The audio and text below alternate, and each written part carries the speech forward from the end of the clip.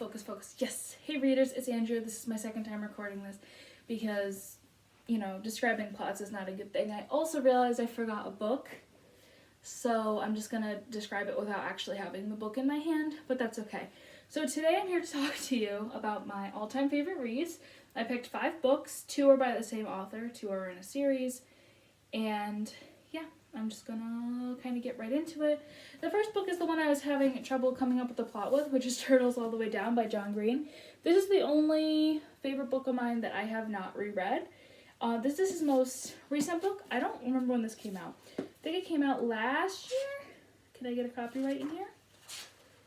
2017, 3 years ago. And I just read it last year, I believe. Last year.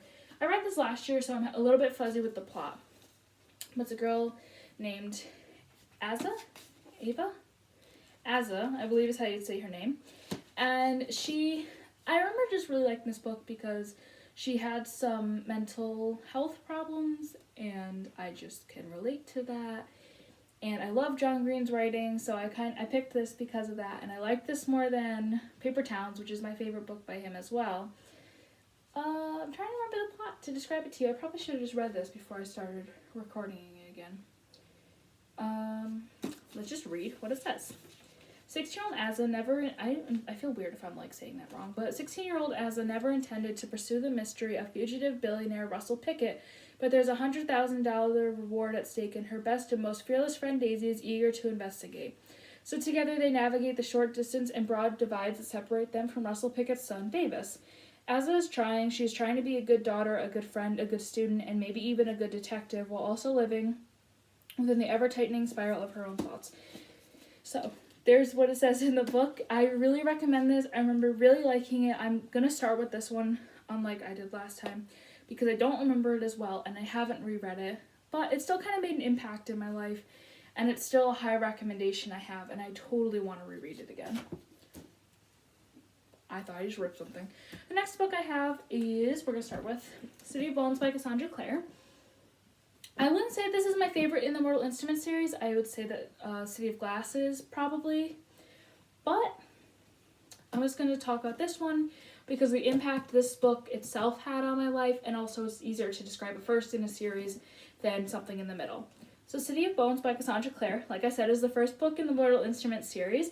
It follows a girl named Clary who lives in New York City with her mother and discovers this whole secret world of shadow hunters and downworlders, which are like werewolves and vampires and fairies and warlocks. So, Clary's mother goes missing one night while she's out with her best friend Simon, and Clary discovers this whole world of shadow hunters who are demon fighters, and discovers that she actually is one and that her mother hid all of this from her when she was growing up and put a mind block on her so that she wouldn't remember anything or see anything that had to do with this other world. So Clary has to work with these shadow hunters that she just met to find her mom again and rescue her from a man named Valentine. It's a great YA fantasy novel. I first picked this up, I want to say 7th grade, it could have been 8th grade. I actually found it at a Marshall's, and it was a good few years since it had come out. But since then, I have fallen in love with Cassandra Clare. I have followed her very closely and watched her writing grow and her fan bases grow and all of that. So highly recommend this if you, for some reason, haven't read it. If you didn't know already, I'm a huge fan of these books. I'm actually reading The Dark Artifices right now. Lady Midnight, this is what I'm on. It's my second time reading it. So the rest will be kind of a first time read, but I'm already in love with it. So you'll fall in love with the characters and their personalities and just the book in general. So if you haven't ever picked this up, I highly recommend it, especially if you like YA fantasy. The next book I have is also a Cassandra Clare book. It is Clockwork Angel by Cassandra Clare. It is the Infernal Devices, book 1. Again, I wouldn't say this is my favorite in the series. I'd probably go with Clockwork Princess, although every time I read Clockwork Prince, I get it over within a day, so I've been talking so fast. Anyways, this is kind of a prequel to City of Bones in the Mortal Instruments series, and now there is a sequel to the prequel, so figure that out. But it basically follows your characters in the Mortal Instruments. It's like their ancestors in Victorian England. So I'm going to do my best to describe this plot. It's kind of all over the place, just like Mortal Instruments, but I'll just talk about the first book, because otherwise it gets very spoilery. So, there's a girl, she's 17, maybe, I don't know what you'd consider that, I'd say girl, but her name is Tessa, she lives in New York. Her brother Nathaniel lives in London, so she's going to go visit him and goes overseas and is having a great time.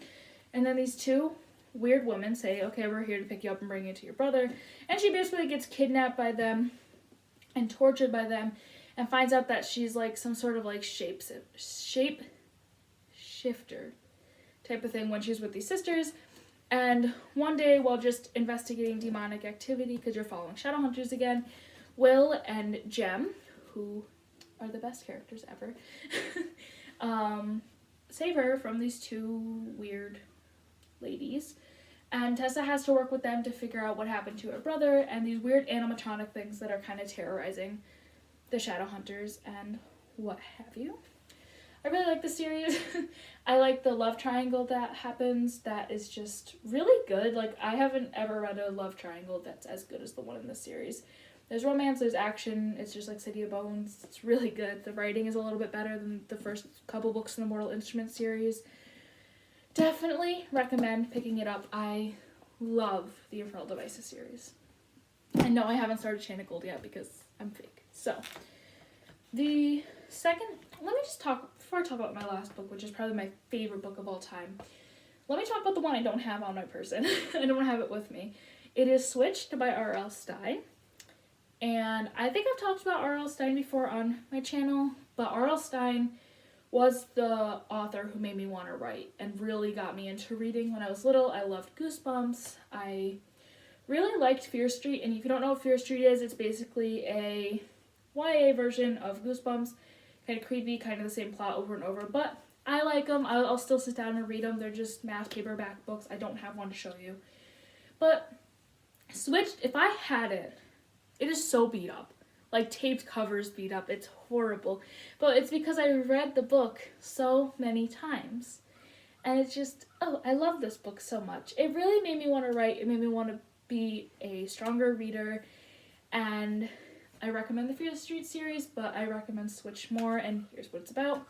There is Nicole and Lucy, and they decide that both their lives suck, and they're going to go into the woods to this changing wall, or whatever it's called in the book, and they switch bodies.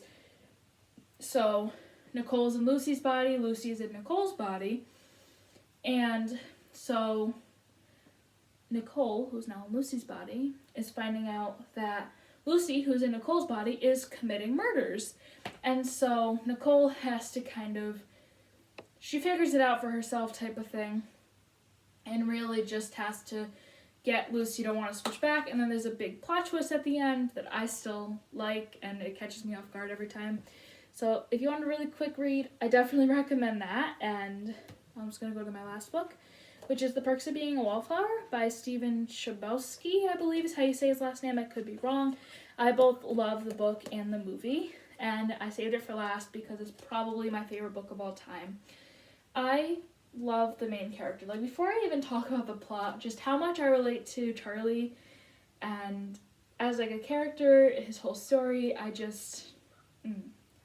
And that's why it's my favorite, because of how much I relate and how well it's written. It is written in letter form. Charlie is writing to a friend, and we don't know who it is. So let me get into the plot. Charlie is going into high school and having to deal with meeting new friends and everything that a high schooler has to deal with. But on top of that, his aunt recently passed away, and Charlie is dealing with some guilt from that, which you find out why, and some other mental illness on top of that. And it's just a really impactful story about kind of like these wallflowers, these outcasts in the high school, who take Charlie under their wings and show him how life can be great. And it's just really good. It's funny. It's emotional. I cry every single time at it. The movie's great and has a great soundtrack. And I just really highly recommend this. And I hope that you can pick it up. So yeah, those are my favorite books of all time. I hope you enjoyed. I'm trying to upload every Sunday now instead of every Wednesday, and my socials are below. I have an Instagram, Snapchat, Twitter, Tumblr, and Goodreads that you can check out. So I will see you next time. Thanks for watching, y'all. I tripped.